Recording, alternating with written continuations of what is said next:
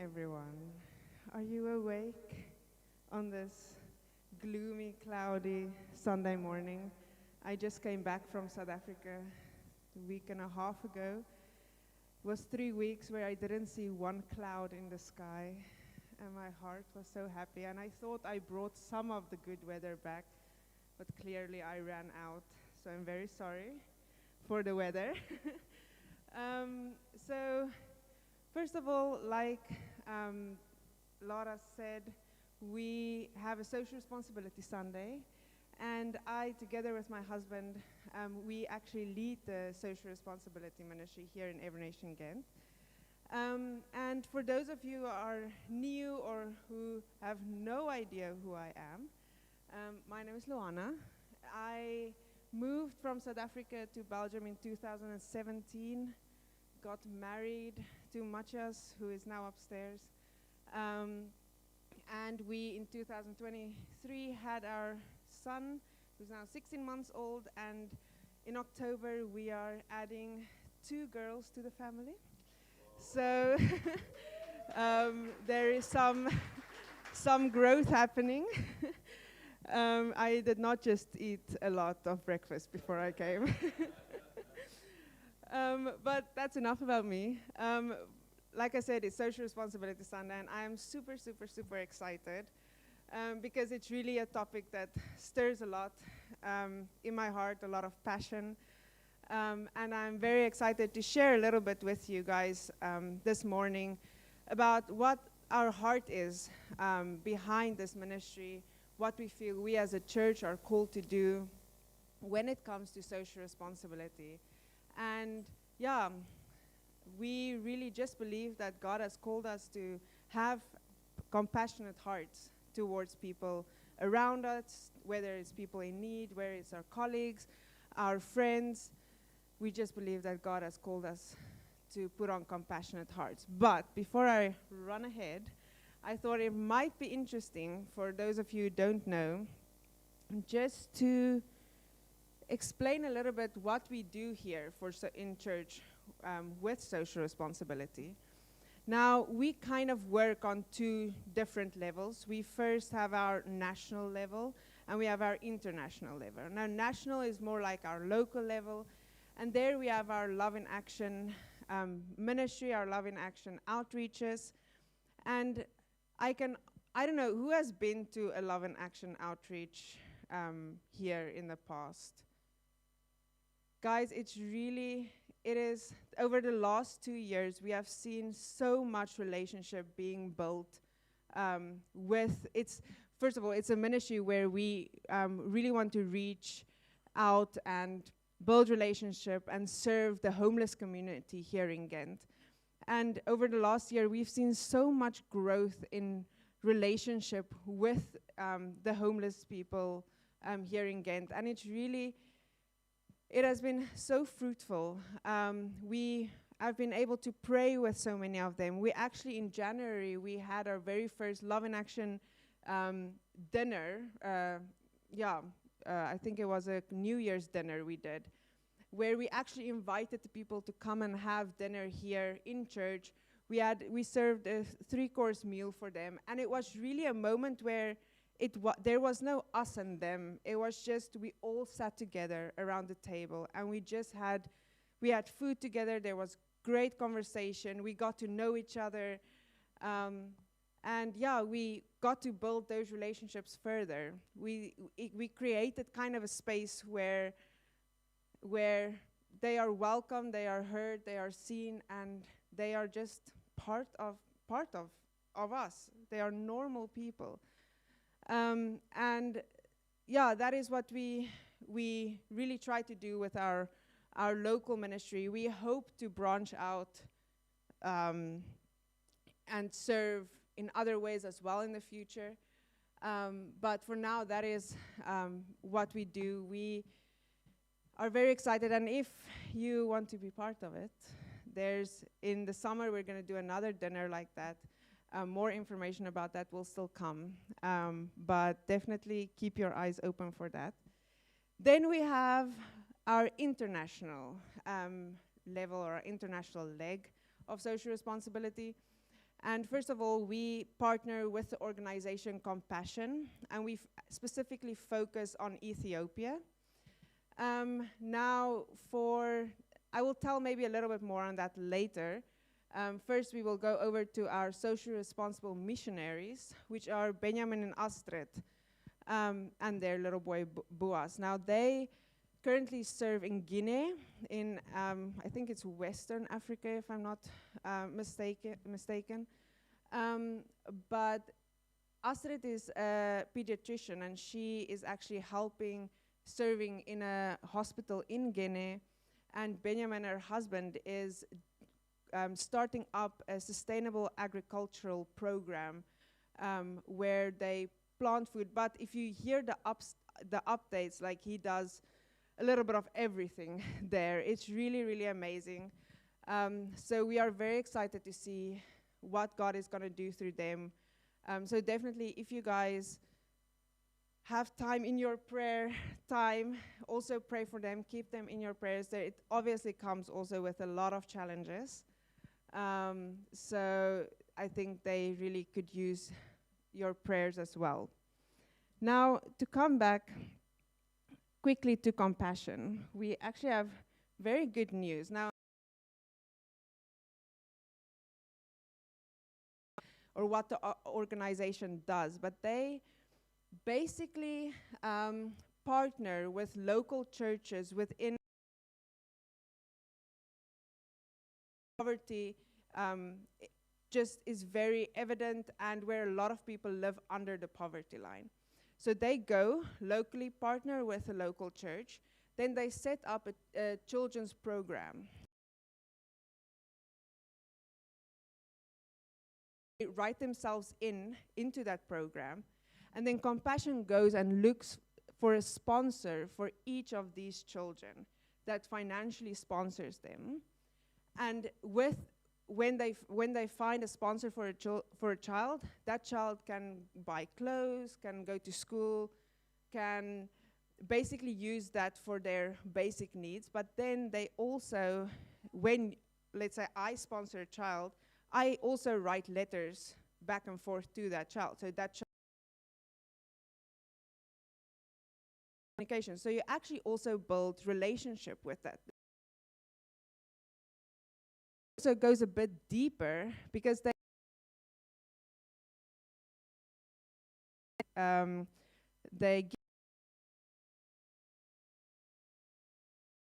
give this program, mentoring, coaching with these kids, and live and walk within the promises that God has. I'm very excited. But we as a church, thank you for giving. All of you actually, now as a church, we sponsor 4 kids through Compassion. And I'm recently graduated from the program. So when they are 20 years old, they graduate, launch them in directions where they are set up, go further with their studies. Graduated. One is John. He, in his letter that he wrote, like his final letter he wrote, he said, and he actually got into university, and very good. And then we also,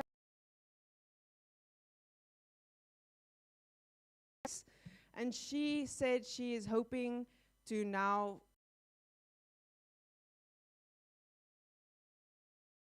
family and support her family. So definitely, guys, this new road that they are able, that God will be with them, that they will, feel God's presence wherever they go. But that's exciting, right? But that also means we have 2 spots left now, or open, so to speak. So we have 2 new Compassion children that I thought I would introduce.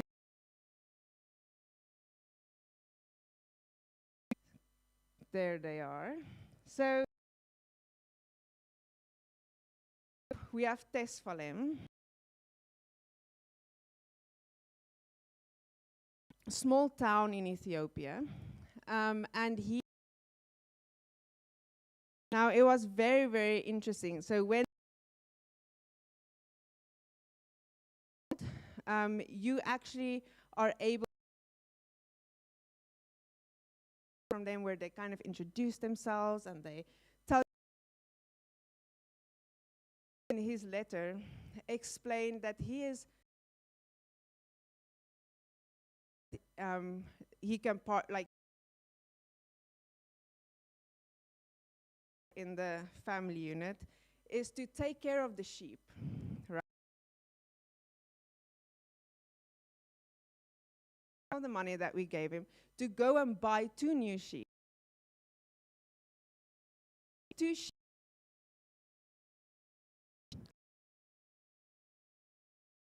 can tend over 4 sheep.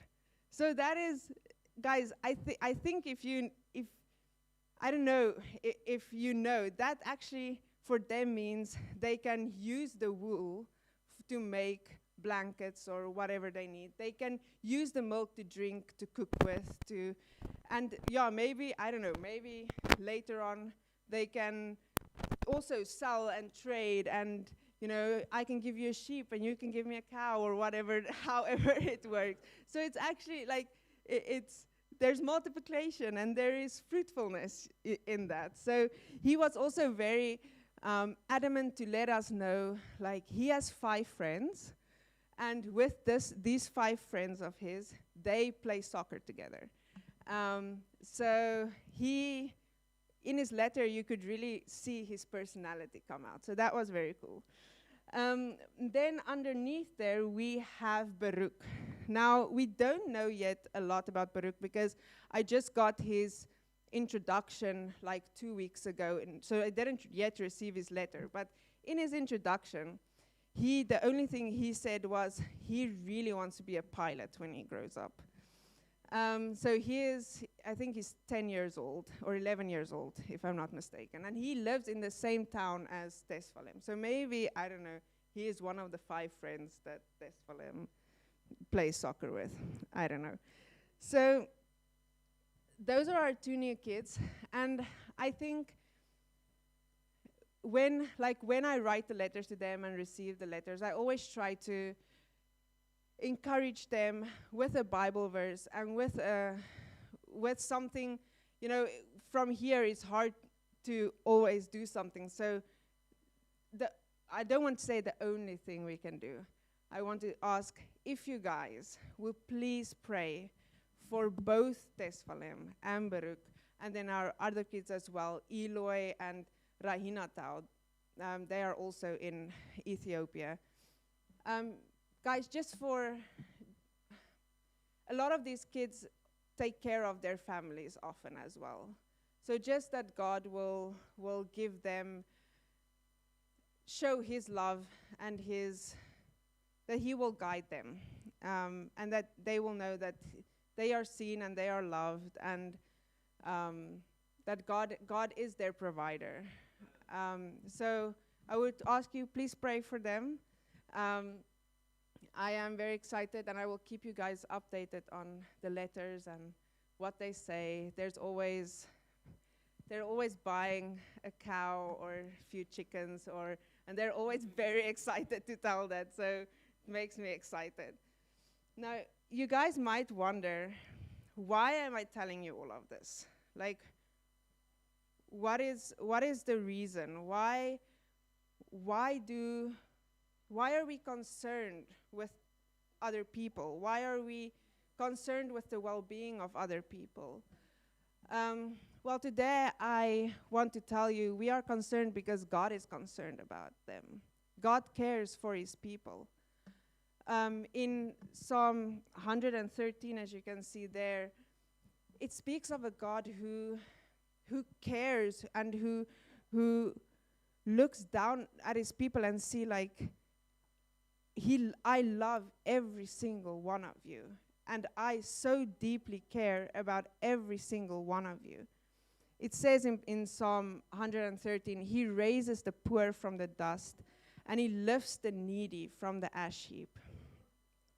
And I so want us, that's the heart behind this ministry. I so want us to be a church that raises the poor from the dust, that allows God to use us to raise the poor from the dust and to lift the needy from the ash heap.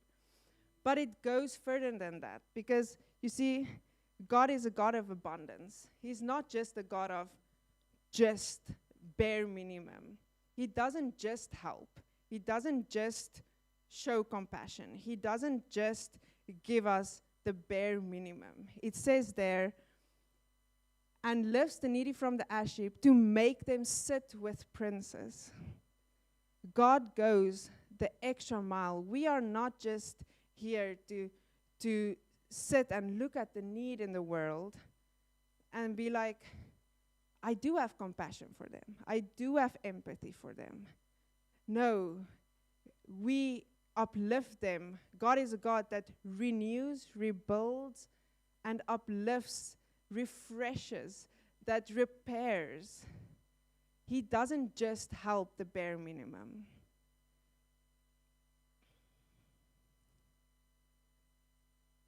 So we really want to be a church that goes the extra mile.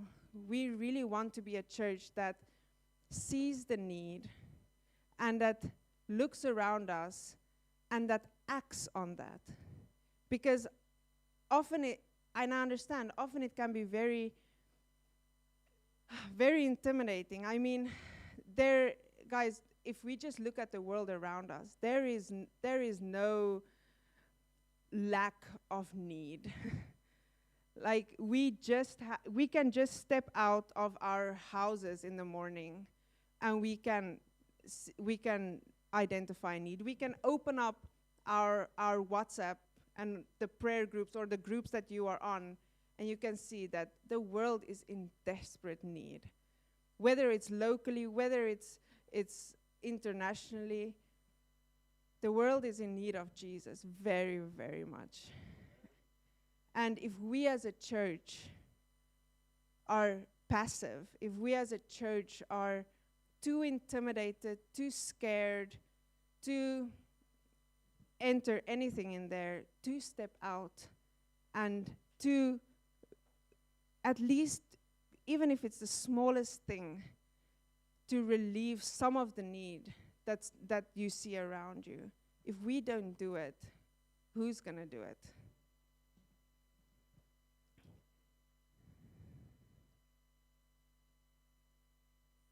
And the thing is, we often see like,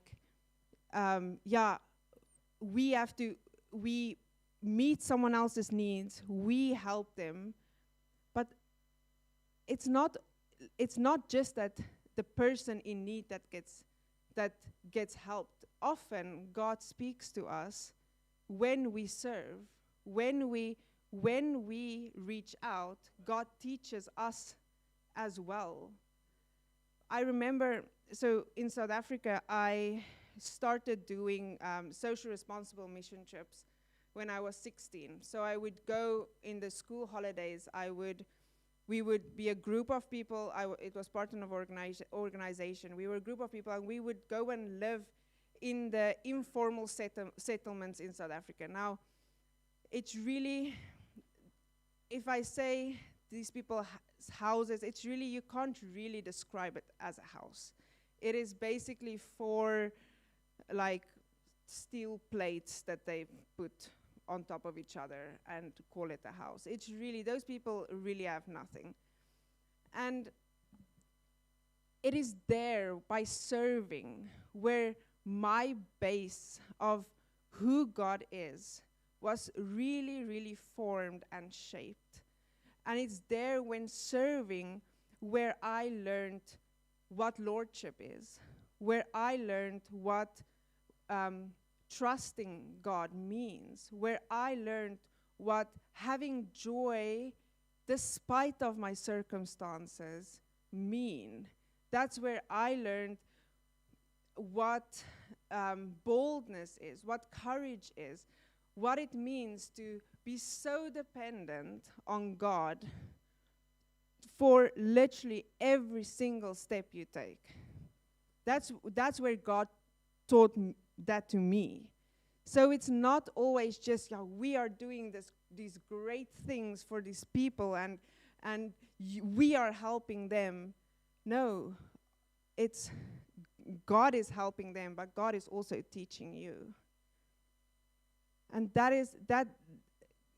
has been so valuable in my life. Because that is where I got to know what God's heart is for his people. And that is what I really hope, that this is not just in this ministry, that we don't just serve the people, but that with a righteous attitude of, I am now so good for doing this, but that we know that there's not a lot of difference between me and that guy. And God doesn't love me any more than he loves that guy. God formed that guy in his mother's womb with a purpose and a calling.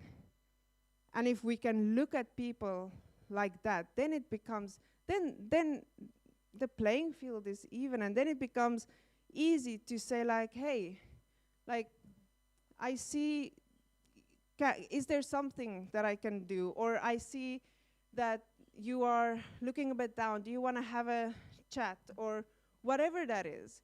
Because they're the same. It's not them and us. Or it's not them and me, it's us.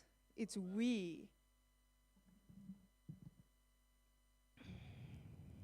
So who are those in need? Because you hear now, we speak often of the poor, the needy, and I think a lot of us have, when we hear that, we have a preconceived idea of who that is. For some people, it is sponsoring a child in Africa through compassion, and for some of us, it is feeding the hungry, feeding the homeless person on the street. But for some of us, that is already way too big of a step. Like, for some of us, that is too intimidating. But I want to tell you, those in need is all of us. And those in need is the new mom that just gave birth and that is still trying to find her feet in this new role. It is your colleague at work who you happen to hear just lost someone dear to them. It's the mom at the school gate who just had a divorce. It's the, you can add literally any, it's the neighbor across the street, the elderly neighbor who just is so lonely and has no one to talk to. Those are the people that we as a church have opportunities to show a piece of God's heart to them. And it can be the smallest thing, you know. It doesn't have to be living socially responsible, having a heart of compassion. Doesn't have to mean I need to get on a plane, fly over to Africa or India or South America or wherever, and I need to go into the communities there. And it doesn't have to be that. It can literally be calling someone up and saying, hey, I have here a little bit extra food that I made that we won't eat in our family. Can I bring it over? Or just saying, you know, I heard you're going through a rough time. Do you want to just go and have a coffee? We don't have to even talk about it, but let's just go and have a coffee together. It's those, or just a text message sometimes. Now, I don't know if you guys have heard about the belong, believe, behavior principle. Now, all of us, every person here, every person on the earth, everywhere, has this innate, this natural need to belong. And if you look at people who are often rejected by society, we see that they are rejected because people expect them to act a certain way before they say, like, okay, I accept you, or you belong here. And often as a church in sense of in general, the church, we also do that, where we say, you are welcome here, but you have to do X, Y, and Z. But that's not what Jesus did, right? Jesus didn't say, you first need to change your behavior and then you can be part of what I'm doing. We didn't, if you think about the Compassion Project, they don't say to the kids, you first all have to be Christian, your parents have to live a Christian life, and then you can be part of this program. No, they say, come, you belong here with us. Let me teach you the ways of God. Let me teach you the promises of God, and that will shape their behavior. The same with people on the street. We can't say, when we did the dinner party, for example, we can't say they are welcome here, but they just can't do this, they can't do that. They have to look like this, they have to believe this. No, we just said, come, you belong here. Can we be a church that says, come, you belong here? And then the rest will follow. Then in those relationships, in those conversations, is where we build, where we speak the promises of God into their lives. And then the behavior will follow. People first need to feel like they belong somewhere. Because you cannot from the outside try to tell a person God loves them. That is just the truth. You cannot stand from the pulpit or from your righteous circle and shout, God loves you, but you are not even willing to go and reach out to them.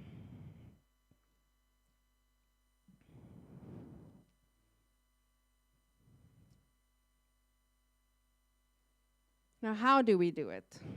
So, the verse behind our social responsible ministry is Colossians 3:12. Now, before we read it, or maybe some of you already read it, but before we go into it, just some context. It actually forms part of a piece that you can basically, Paul wrote Colossians, so it forms part of a piece that you can basically kind of call Paul's guide to Christian living.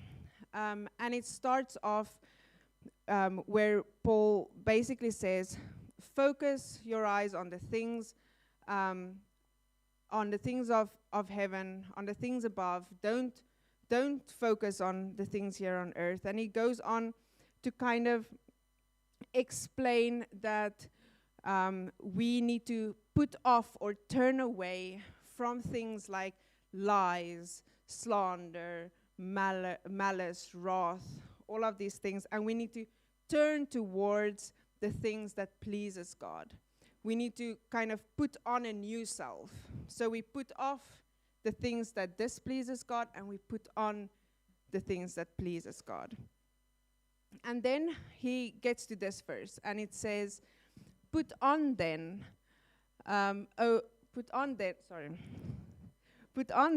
as God's chosen ones, holy and beloved, compassionate hearts, kindness, humility, meekness, and patience. Now, there's a few things that I want to highlight in this verse. Now, first is the word put on. Now, when Paul very deliberately uses the words put off and put on in this specific piece that he wrote. When you put something on, it requires action from your side. I mean, you can see that it's cold and raining outside, and you can know with your mind that I need to put on my jacket and my scarf, and then I won't feel the cold. But unless you do that, unless you actively take your jacket, put it on, you will not get to experience the warmth when you go outside. In the same way, when we do not actively put on the things of God, we will not get to experience the fruit of it. If we do not take off the things that displeases God, we will not get to experience the fruit when we do the things that do please God. And so it requires action from our side. But then it goes on to say, put on then as God's chosen ones. Now, when I first read that, for me it added a weight. It added a responsibility. Because when you choose something, there's intentionality behind it. So God intentionally chose each one of us sitting here to put something on. We will see now what it is.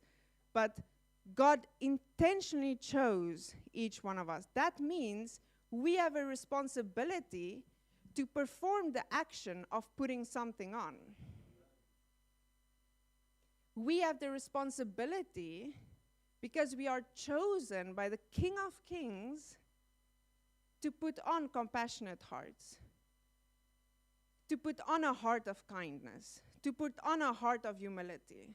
We have that responsibility.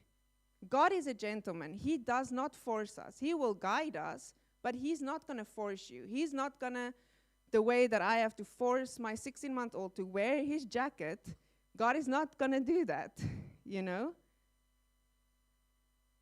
So we have the responsibility as a church, as people of God, to put on hearts of compassion towards those around us. Now, then you see what we have to put on. We have to put on hearts of compassion, of kindness, humility, meekness, and patience. Now, very interestingly, when you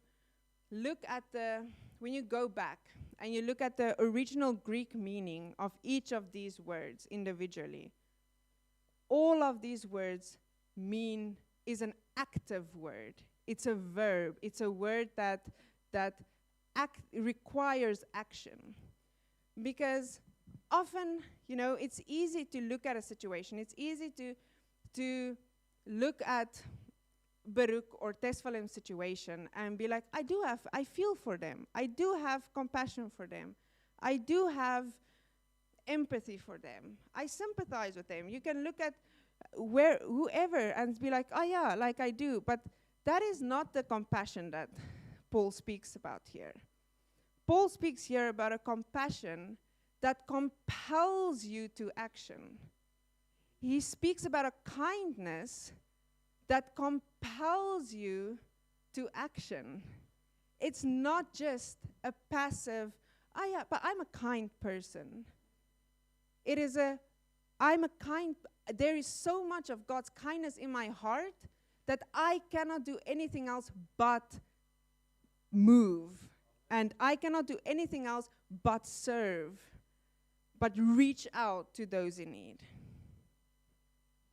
That is what this means, is that God is saying, my chosen ones, I have chosen you to put on a heart of compassion that compels you to reach out to my children that are struggling, to my children that are suffering. I want to use you to reach them. And are you willing to answer that call? Are you willing to say, to do it even though you are scared, even though you are unsure of what they're going to think? Guys, I know in this context, in the Belgian context, it is hard because, at least for me as a South African, it was very hard because people are quite closed off here. So if I would just walk over to my neighbor and say, hey, I'm going to the shop, can I get, is there something I can bring for you? They're gonna think like, no, go away very quickly. It's gonna be very strange. But so that it requires boldness. It requires this responsibility of I am doing this because I love God so much that it compels me. I want to do the things that pleases Him. I want to be a vessel that God can use to spread hope to those who are hopeless. I want to be a vessel that God can use to show people that it doesn't matter their circumstances, they have a good God that loves them. But if we don't do it, if we just look at our jacket and go outside, no one's gonna do it. And the people who will do it will maybe not have the best intentions for it. Or, we as a church have to do it. And we don't just, yes, we take care of the spiritual, of the physical needs, but we give them more. We give them not just bread to eat, but we give them the bread of life. We just don't just give them water, but we give them living water. But it requires action.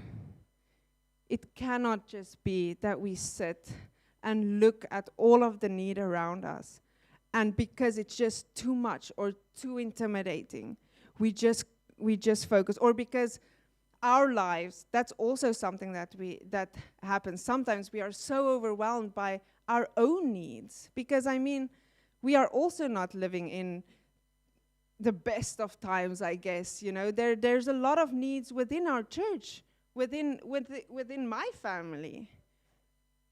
But sometimes we just need to look outward and start to take the first step, because sometimes we can be, guys, just something small can make such a big difference in someone's life. And it can build a connection. And once that connection is built, and once that person feels like, I belong in this friendship, I belong in this group of friends or whatever, then you start speaking the promises of God into their life. And then they get to experience the fullness of joy that Laura was also talking about. But guys, it requires action. And are you ready to answer this call? Are you ready to be part of a church that not only want to make disciples and raise leaders, but we want to do it while we have compassionate hearts that compels us to action? I want to really challenge you guys, and the worship team can come up if they are ready. I really want to challenge you guys this week to set time apart, where you evaluate in your life,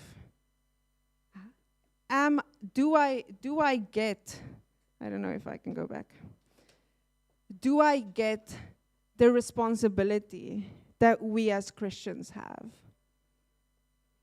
Do I have something in my heart that compels me to reach out to those in need, that compels me to action? And then all of us know someone. Every single person sitting here knows someone who are in need, and who has some sort of need. And if you don't, come to me. I know a lot of people that I can point you towards. But all of us have the ability to just do one small thing, to build relationship, to let people know that, you are not alone. You are never alone, because there's a God that loved you so much that he was willing to die for you. People need to hear that. People need to know that whatever their circumstances are, there's a God that's much bigger than that. Whatever the need is, there's a God that they can go to where they lack nothing. It is not them and you, or them and me. It's us. It's us together. And if we don't answer the call, if we don't, who is going to do it? So Lord, thank you so much that you loved each one of us so much that you have given your only Son to die so that you can have a relationship with us.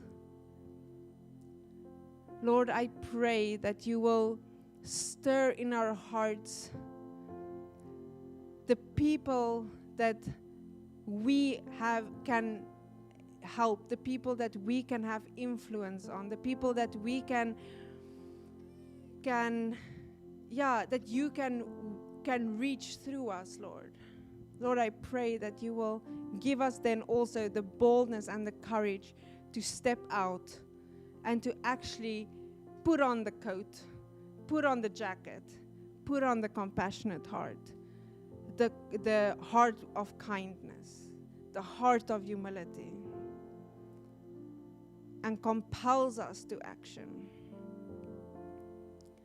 In Jesus' name.